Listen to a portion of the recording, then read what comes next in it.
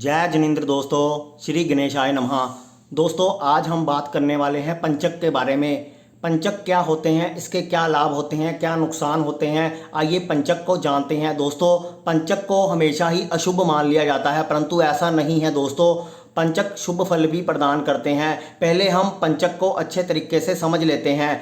पंचक का अर्थ होता है 5 नक्षत्रों का समूह। 5 नक्षत्रों के समूह को पंचक कहते हैं। इसमें पहला नक्षत्र आता है धनिष्ठा नक्षत्र, जो मंगल का नक्षत्र माना जाता है। दूसरा नक्षत्र आता है शतभिषा नक्षत्र, जो राहु का नक्षत्र माना जाता है।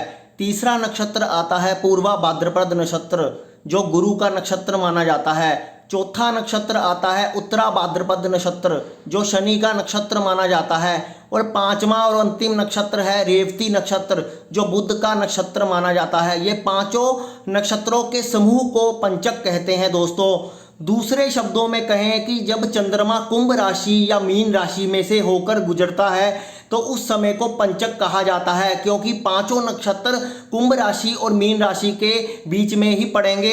तो इस प्रकार से पंचक कुंभ राशि और मीन राशि में पड़ता है। ये बात आपको समझनी है। अब हम बात करेंगे कि पंचक कब शुभ होता है, कब शुभ होता है और पंचक के क्या लाभ होते हैं, इसको जानने का अब प्रयास करते हैं। दोस्तों हिंदू धर्म में किसी भी शुभ और मांगलिक कार्यों को करने के लिए पहले शुभ मुहूर्त देखा जाता है। ज्योतिष शास्त्र के अनुसार समय समय पर ग्रहों और नक्षत्रों की चाल की गणना के आधार पर किसी मांगलिक कार्य को करने के लिए समय निर्धारित किया जाता है। इसी को शुभ और अशुभ मुहूर्त कहा जाता है।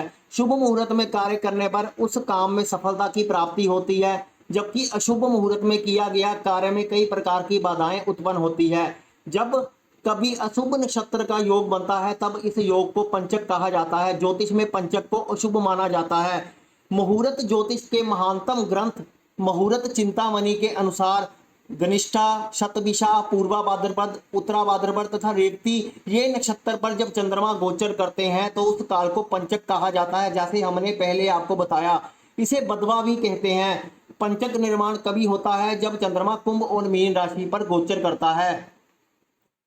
दोस्तों अब जानते हैं पंचक के कितने प्रकार होते हैं। दोस्तों पहला होता है रोग पंचक, जो रविवार को पड़ता है। दूसरा होता है राज पंचक, जो सोमवार को पड़ता है। तीसरा पंचक अग्नि पंचक, जो मंगलवार को पड़ता है। चौथा पंचक मृत्यु पंचक, जो शनिवार को पड़ता है। पांचवा है चोर पंचक, जो शुक्रवार को पड़ता है। दोस्तों सबसे पहले हम जानते हैं रोग पंचक के बारे में। दोस्तों जब ये पंचक शुरू होता है, अगर उस दिन रविवार हो तो उसे रोग पंचक कहते हैं। रविवार को शुरू होने वाला पंचक रोग पंचक कहलाता है। इसके प्रभाव से ये 5 दिन शारीरिक और मानसिक परेशानियों वाले होते हैं, क्योंकि 5 दिन ही चंद्रमा उन राशियों में रहेगा, इसलिए उसको पंचक कहते हैं। इसलिए ये 5 दिन काफी कठिनाइयों वाले होते हैं। इस पंचक में किसी भी तरह के शुभ कार्य नहीं करने चाहिए। हर तरह के मांगलिक कार्यों में ये पंचक अशुभ माना जाता है जब ये रविवार से स्टार्ट होता है। दोस्तों दूसरा पंचक है राज पंचक, जो सोमवार को शुरू होता है। अगर जब पंचक सोमवार से शुरू होगा तो वो राज पंचक कहलाएगा। ये पंचक शुभ माना जाता है। इसके प्रभाव से 5 दिनों में आप सरकारी काम कर सकते हैं, इसमें सफलता मिलती है। राज पंचक में संपत्ति से जुड़े हुए काम करना भी शुभ माना जाता है। दोस्तों तीसरा होता है अग्नि पंचक, जो मंगलवार को पड़ता है। जब पंचक शुरू हो उस दिन मंगलवार हो तो उसे अग्नि पंचक कहते हैं। इन 5 दिनों में कोर्ट कचहरी, विवाद आदि के फैसले, अपना हक प्राप्त करने वाले काम किए जा सकते हैं। इस पंचक में अग्नि का व्यय होता है। इस पंचक में किसी भी तरह की निर्माण कार्य, औजार और मशीनरी कामों की शुरुआत करना अशुभ माना जाता है। ये काम नहीं करने चाहिए, इससे नुकसान होता है। दोस्तों चौथा होता है मृत्यु पंचक, जो शनिवार को पड़ता है। शनिवार को शुरू होने वाला पंचक मृत्यु पंचक कहलाता है। नाम से ही पता चलता है कि ये अशुभ दिन से शुरू होने वाला ये पंचक मृत्यु के बराबर परेशानी देने वाला है। इन 5 दिनों में किसी प्रकार के जोखिम भरे काम नहीं करने चाहिए। इसके प्रभाव से विवाद, चोट लगना, दुर्घटना होना आदि होने का खतरा रहता है। दोस्तों पांचवा जो नक्षत्र होता है वो है चोर पंचक। चोर पंचक माना जाता है। शुक्रवार को ये शुरू होता है। शुक्रवार को अगर शुरू होगा तो ये चोर पंचक कहलाएगा। विद्वानों के अनुसार इस पंचक में यात्रा करने की मनाही होती है। इस पंचक में लेन देन, व्यापार और किसी भी तरह के सौदे नहीं करने चाहिए। मना किए गए कार्य करने से धन हानि होती है। दोस्तों बुधवार और गुरुवार को शुरू होने वाले पंचक में ऊपर दी गई बातों का पालन करना जरूरी नहीं है। उस दिन ये बातें मान्य नहीं रहेगी, तो आप उस दिन ये कार्य कर सकते हैं, इसमें कोई मनाही नहीं बताई गई। दोस्तों पंचक जब होता है तो ये 5 काम आपको नहीं करने चाहिए, इसके बारे में भी आपको जानकारी होनी चाहिए। दोस्तों पहला है कि आपको चारपाई नहीं बनवाना चाहिए। विद्वानों के अनुसार ऐसा करने से कोई संकट आ सकता है। पंचक के दौरान जिस समय घनिष्ठा नक्षत्र हो उस दिन घास, लकड़ी, ईंधन, जलने वाली वस्तुएं इकट्ठी नहीं करनी चाहिए। ऐसा करने से आग लगने का भय रहता है। दोस्तों पंचक के दौरान जब रेवती नक्षत्र चल रहा हो तो घर की छत नहीं बदलनी चाहिए।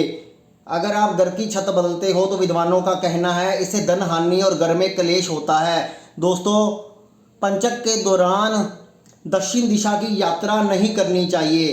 दोस्तों दक्षिण दिशा की यात्रा नहीं करनी चाहिए, ये यम की दिशा मानी जाती है। इन नक्षत्रों में दक्षिण दिशा की यात्रा करना हानिकारक माना जाता है।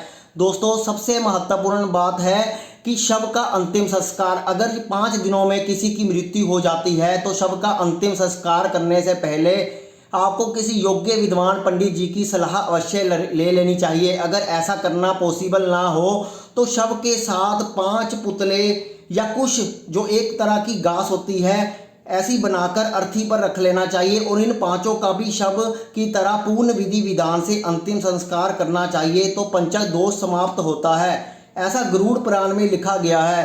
तो दोस्तों ये 5 प्रकार के आपको जो है काम नहीं करने चाहिए, इन बातों का ध्यान रखना चाहिए। इन 5 कार्यों अगर आपको करने की जरूरत पड़ जाती है तो उसका जो विधान बताया गया है, अगर किसी की मृत्यु हो जाती है, सबसे जरूरी है अगर मृत्यु हो जाती है तो ऐसे इंसान को किसी योग्य विद्वान की सलाह ले लेनी चाहिए, नहीं तो 5 प्रकार के पुतले बनाकर उसका संस्कार कर देना चाहिए। तो इन 5 नियमों का आप पालन कीजिए और जो मैंने पंचक के बारे में बताया है उस जानकारी तो आप सहेज कर रखिए, उस जानकारी का आप लाभ उठाइए और देखिए कि ये पंचक के समय हमें क्या क्या करना चाहिए और क्या क्या नहीं करना चाहिए। दोस्तों आने वाली वीडियो में मैं हर महीने का पंचक के हिसाब से बताने की कोशिश करूंगा। अगले वीडियो में हम पंचक की किसी और जानकारी के साथ मिलते हैं। धन्यवाद दोस्तों।